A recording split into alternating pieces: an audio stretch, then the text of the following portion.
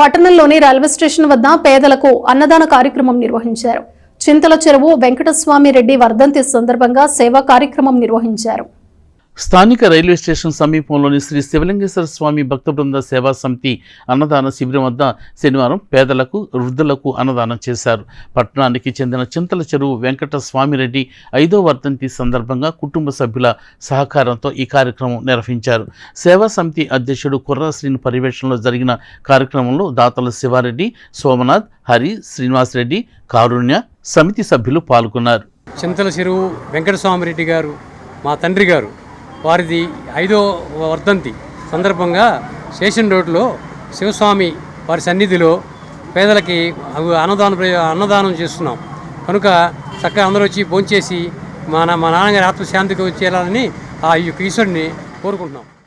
తెనాలి ప్రాంత ప్రజలందరిలా సహాయ సహకారాలతో ప్రతిరోజు కూడా మరి అన్నదాన కార్యక్రమం నిర్వహించడం జరుగుతుంది. ఎవరైతే నిస్సహాయాలు ఉన్నారో వారికి అన్నదాన కార్యక్రమం జరుగుతుంది. ఈరోజు ఈ అన్నదాన కార్యక్రమం విశేషం మనకి పరిచయం అక్కర్లేని వ్యక్తి, తెనాలి మార్కెట్ యార్డ్కి ఎన్నో సేవలు అందించిన శివారెడ్డి గారి తండ్రి గారు అయినటువంటి చింతల చెరువు వెంకటస్వామిరెడ్డి గారి వారి జ్ఞాపకార్థం వారి యొక్క కుమారుడు శివారెడ్డి గారి మరి వారి కుటుంబ సభ్యుల సహాయ సహకారంతో ఈ మధ్యాహ్న కాలంలో ఈ అన్నదాన కార్యక్రమం ఏర్పాటు చేయడం జరిగింది.